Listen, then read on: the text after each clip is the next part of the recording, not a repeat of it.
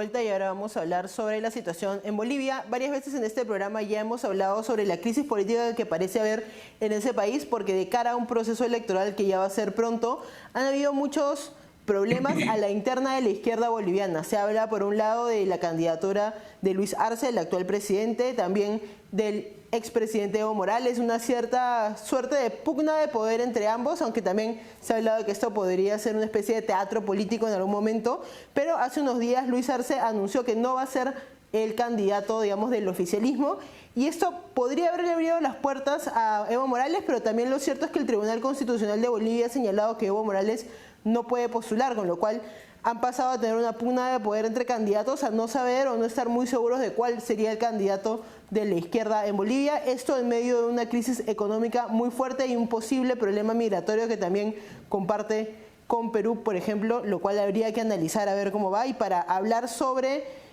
la renuncia de Arce, ¿qué significa? Si es un reconocimiento de que su gobierno ha sido un fracaso y qué es lo que va a pasar con Evo Morales, nos acompaña desde Lima, Perú, el analista político Juan Claudio Lechín. Bienvenido, Juan Claudio. Muy buenos días, muchas gracias. ¿Cómo explicas la renuncia de Luis Arce? ¿A qué crees que se debe? Mira, en el caso del socialismo del siglo XXI hay que verlo de manera holística, como dicen los gurúes.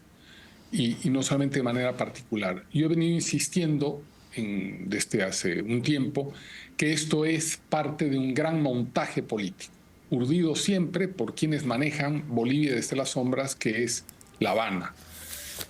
Si vemos los resultados, corroboran mis sospechas o mis inferencias o mi análisis, porque casualmente cuando ya se van a cerrar las inscripciones de las candidaturas, empieza a alinearse todo ese despelote, esas confrontaciones que hubieron en meses pasados entre Arce, Evo Morales, que generaban titulares de prensa que atraían la atención del público, que generaban situaciones incluso de asesinato. Pasó un auto de Evo Morales y le dispararon, y en realidad después se comprobó que habían disparado de adentro hacia afuera. En fin, todo este sainete que se llama, en términos, la puesta en escena política, ¿no?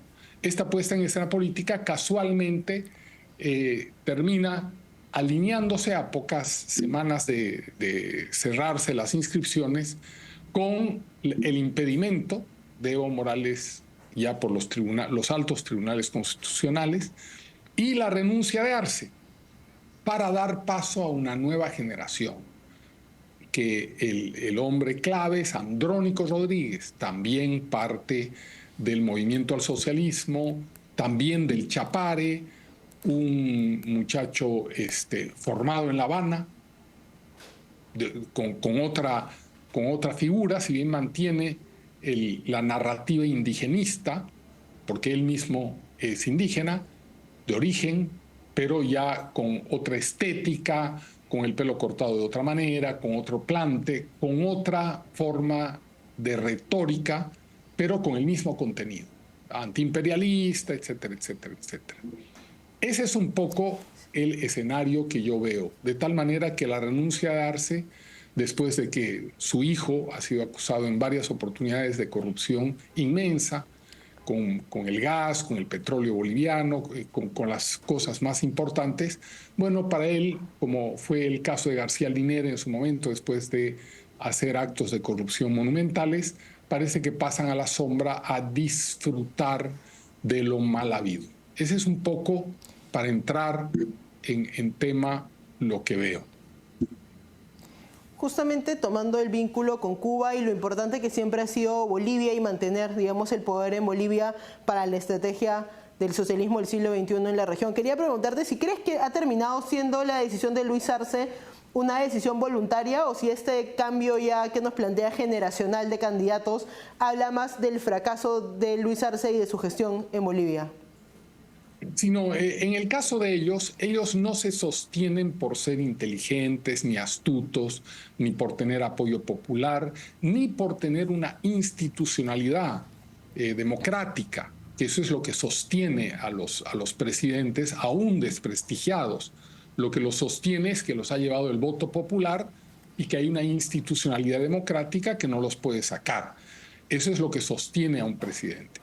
Cuando un presidente no tiene nada de esto, no tiene popularidad, no tiene institucionalidad, no tiene ejército, no tiene lealtades en los mandos inferiores, lo sostienen otros elementos. Y esos otros elementos están urdidos por el más grande operador político que tiene China en América Latina, que es Cuba, que tiene infiltrado una cantidad de... La operación que conocemos de ellos, que es Cuba es una transnacional político-militar de inteligencia y opera de una manera eficaz, como lo ha hecho en Venezuela, como lo hace en Venezuela, como lo hace en otros países. De tal manera que si él está sostenido por Cuba, tiene que obedecer lo que diga Cuba. No es su decisión personal por una mala economía, sino que llega el momento en que es importante para Cuba un cambio de figura, un cambio generacional. Yo hace algún tiempo aseguraba que Cuba prefiere un cambio hacia las burocracias más que hacia los caudillos. En el caso de Andrónico Rodríguez, si bien es un muchacho joven, con cierta experiencia política, su padre fue el asesino confeso de unos policías en el Chapare a principios del siglo XX, un señor Rodríguez, que se comprobó que había sido el cruel asesino porque fue horrendo el crimen del policía Andrade y de su esposa, a la que mutilaron delante del marido en el Chapare porque decían que era un espía de la policía, etc. Él es su hijo, Andrónico, y es el alfil de recambio, formado en La Habana y que presenta una estructura de recambio para poder continuar con el tema del poder absoluto en el continente. Y antes de entrar, digamos, a estas nuevas figuras que están surgiendo en la política boliviana, quería preguntarte por el tema de Evo Morales y su inhabilitación por parte del Tribunal Constitucional de Bolivia. ¿Tú crees que esto es parte también de la estrategia para sacarlo de la carrera o ha habido ahí algún otro tema que valdría la pena analizar? Mira, en el fondo es bien difícil conocer todos los resortes de inteligencia. Todos estos modelos políticos están manejados desde salas de inteligencia. Y es bien difícil incluso estimar, ¿no? En general uno estima a través de comparar, a través de datos, a través de pequeñas informaciones. Pasan muchos años para que uno se entere completamente la verdad de las cosas. ¿Cuán involucrado esté Evo Morales en este sainete? No lo sé.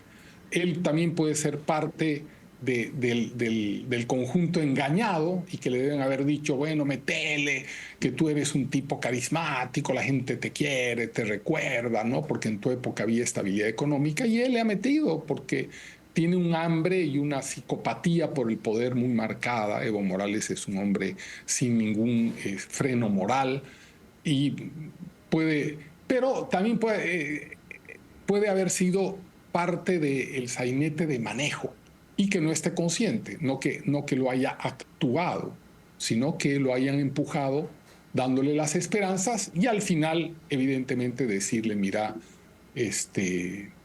tienes que salirte, no te vamos a apoyar porque es muy difícil, ¿no?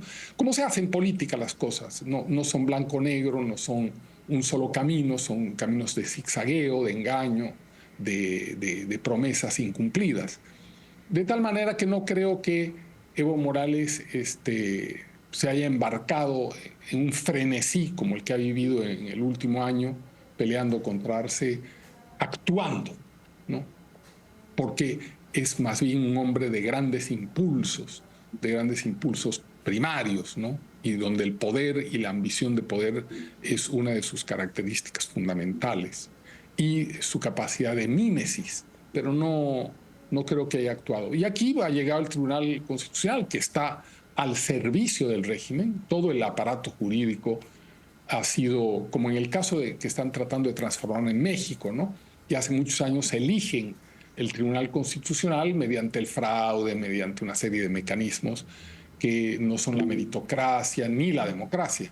Entonces van poniendo gente que ellos eligen. Por lo tanto, es un sistema judicial al servicio del régimen. Y en medio de esta pugna de poder que hubo, surge esta figura de Andrónico Rodríguez. ¿Cómo crees que, si se puede hablar de como las bases del partido de izquierda en Bolivia, cómo crees que sea aceptado por los bolivianos en este momento de completa crisis económica en Bolivia? Fíjate, lo interesante de este modelo y del caso boliviano es que ya tiene 20 años en el poder. Entonces podemos hablar de una maduración de este modelo de experimento político-militar cubano, ¿no es cierto? Entonces, es importante, en el año 2008, 2007, yo ya denuncié, el año 2006, yo ya denuncié la presencia de venezolanos y cubanos en el fraude boliviano. Han pasado 20 años, ese fraude está maduro, ese fraude se ha llevado a niveles de un manejo electrónico, de un manejo, por ejemplo, mi suegra, que murió hace 12 años, todavía aparece votando, aparece entre los votantes, no ha sido dada de baja como muchos, de tal manera que hay un manejo del fraude muy importante. De tal manera que todo está sentado para que Andrónico Rodríguez, independientemente de las bases, porque las bases que tiene el régimen son en gran medida bases funcionales al régimen, ¿no? Ha crecido en Bolivia más de 1 millón de empleados públicos que votan y son vigilados para que voten por el régimen, que les garantiza ese empleo. Y tienen otros sectores a los que también les dan privilegios, ¿no? A los mineros cooperativistas. Entonces, todo este conjunto hace lo que se llama las bases del MAS. En realidad son funcionarios, directa o indirectamente, del régimen. Por lo tanto, ellos están bien siempre y cuando mantengan sus privilegios. No van a... alguno opinará, habrá alguna disensión, habrá algún leal a Evo Morales que haga algún tipo de manifestación, pero en lo sustancial saben que con Andrónico se va a mantener este statu quo de poder. Las bases no van a... Creo que va a ser interesante ver cómo esta nueva candidatura, digamos, esta nueva cara se va a integrar a la política boliviana y también ver eventualmente cuál va a ser el rol de la derecha, aunque bastante golpeada en Bolivia, en un proceso electoral que podría ser bastante diferente de lo que hemos visto en los últimos años, al menos. Muchas gracias por acompañarnos, Juan Claudio. Muy amable, Araceli. Gracias. Vamos a una pausa y volvemos.